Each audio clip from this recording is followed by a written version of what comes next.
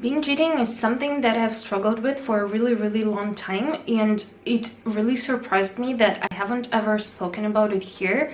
And I decided to fix it and tell you the story of my binge eating disorder and how I quit it for good and why I don't do it anymore. So, as some of you may know, I have struggled with a lot of eating disorders. I have been anorexic and bulimic, orthorexic for some time, and also I had a severe binge eating problem at some point of my life for such a long time, and it was so addictive that I thought I could never give it up, although it was such a circle of shame and guilt and self-hatred and self-loathing and all of this super negative feelings.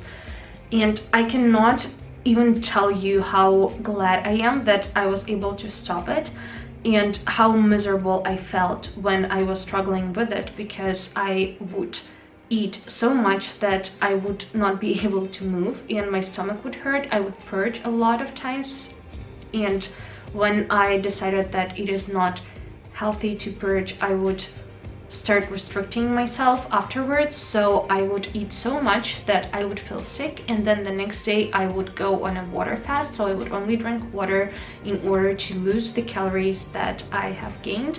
I would exercise so much just to keep myself at a normal weight.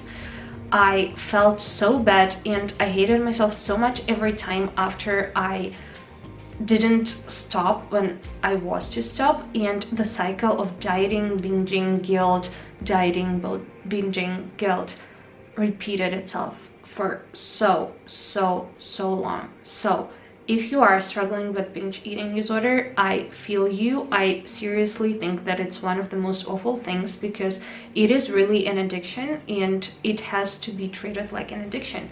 But also, as any other eating disorder, it is usually not like an isolated issue, and it is just a sign of something going wrongly in your head. So probably there is some underlying psychological issues, and if you are struggling with binge eating disorder, I would strongly recommend seeing a therapist or a dietitian or just any professional, because I was so ashamed of it. It was easier for me to tell people that I had anorexia than to tell them that I had bulimia or binge eating, because somehow anorexia is glamorized now in our society, and some other eating disorders are not as shameful as binge eating, because there are so many stigmas around people who are overweight or people who cannot control their food consumption.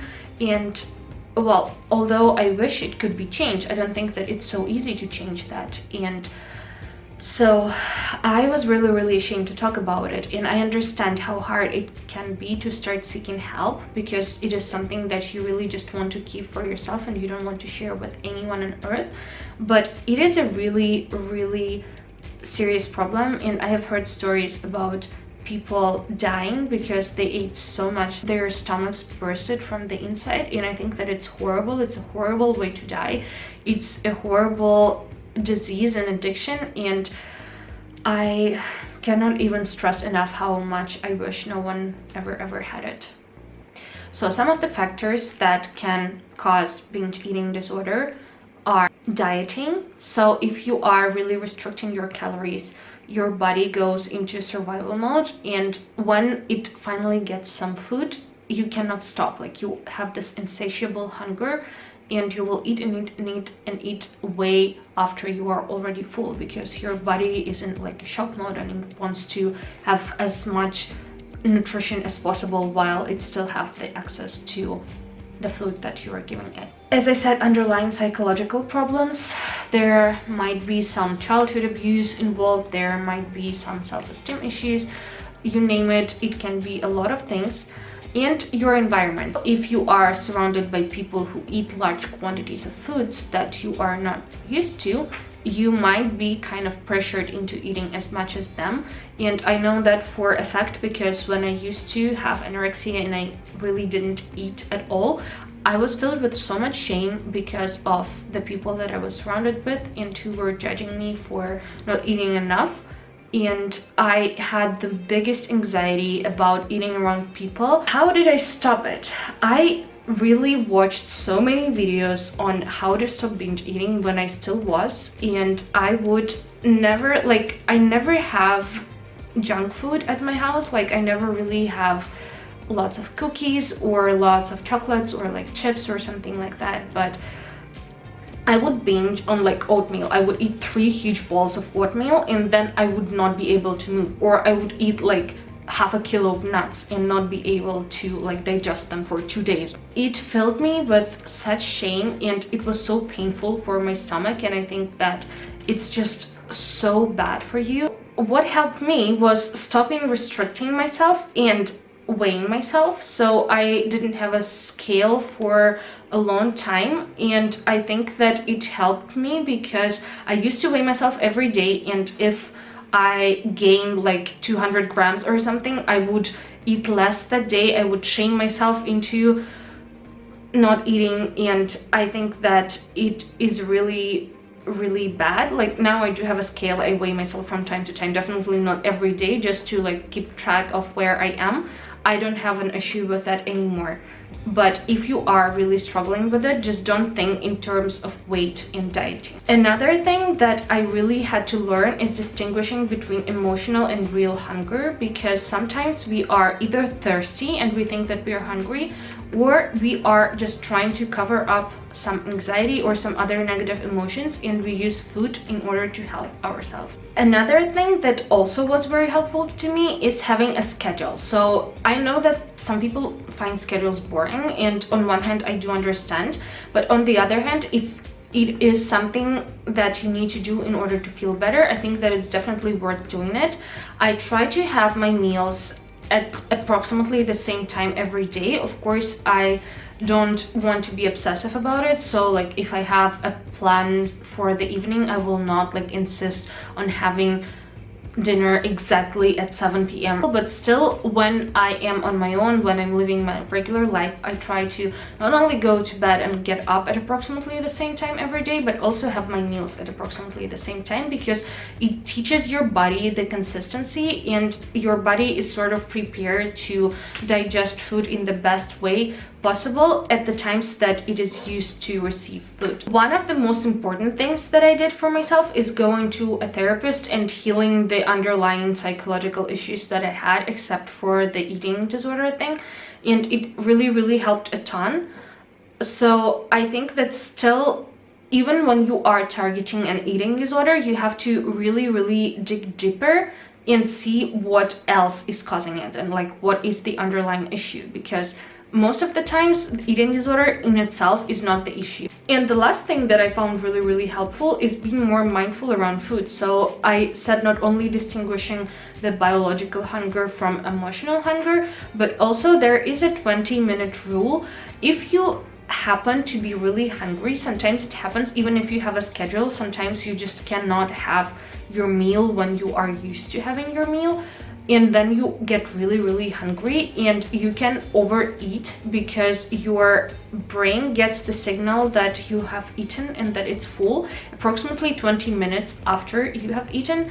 So first of all, I drink a big glass of water before every meal, like 20-15 minutes before a meal, and it helps flush your system, and it also helps quench your thirst, and you will not confuse your hunger with thirst. And also, one of the things that I try to do is that if you feel that you're really hungry, I would eat a fruit before like my main meal, have a small snack like a banana or an apple, because then when you actually start eating the real food, your brain will already start getting the signals that you had the sugars that you had in your snack in the fruit, and you will not overeat. And then again, I know kind of the size of the portions that I have, and so when I eat the portion that I know is enough for me. And then if I still feel hungry, I give myself about 15 to 20 minutes, and I see if I still feel hungry, I will eat some more. If I don't feel hungry anymore, I will just let it go. Some other tips that I didn't specifically use, but I still feel that they can help some people, and maybe you will find them useful, are, first of all, read the book Brain Over Binge. I haven't actually read it, but I have heard so many people telling that it literally changed their lives. Get rid of the restriction mindset and the concept of good and bad foods, because if you ban some foods from your diet altogether, you will crave them as crazy. Like if someone told you that you can never eat with a fork from today now on, you will only want to eat with a fork. Same with foods. If you don't ever eat any chocolate, like when you get your hands on a piece of chocolate, you will finish all of it, seriously.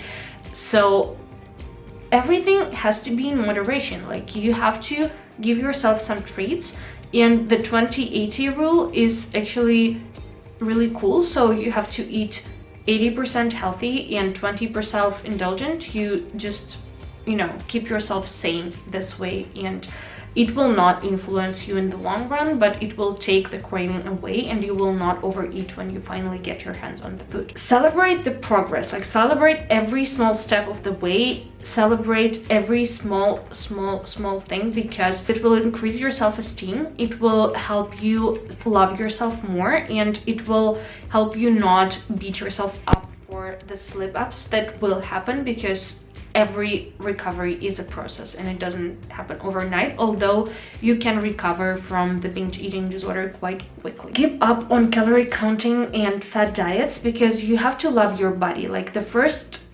thing is loving your body, and when you are punishing it with diets, and when you see, for example, sport not as a celebration of what your body can do, but as a punishment for something that you have eaten, your body will kind of like be against you, and you will not really go anywhere. So don't do fad diets. They only help for the time that you really practice them, and then you gain the weight back, and you have the restriction mentality that leads to binge eating in the end. So fad diets are a no-go. Exercise, but do not punish yourself with exercise. So I found something that I really like, and it is jogging. I do sometimes yoga. I work out at home. Like I don't like going to the gym, so I found the things that bring joy to me. For some people it can be dancing, for some people it can be hiking. Do whatever makes you feel good and whatever makes you happy, and do not punish yourself with exercise. It is a way to celebrate the abilities of your body and not to punish yourself. Be patient and kind to yourself at all times. As I already said, it's very important. And the last thing is changing your environment. So if you have a habit of something, if you have a habit of binge eating, maybe changing the environment where you eat food, or changing your group of friends, or just changing something about your life or your routine can help you ditch the bad habit, because habits are like this. They are linked in our brains to some things that we do, and if you want to introduce a new habit, you want to kind of link it to something that you do every day. So if you change your habit, maybe another habit linked to this habit will change. I don't know if it made sense to you, but it kind of does to me. I hope that this video helped you guys, and if you want me to talk about other eating disorders, I will be happy to. Thank you very much for watching this video. I love you so much. Wish you a great day, and thank you so much for watching. Be nice humans. Goodbye.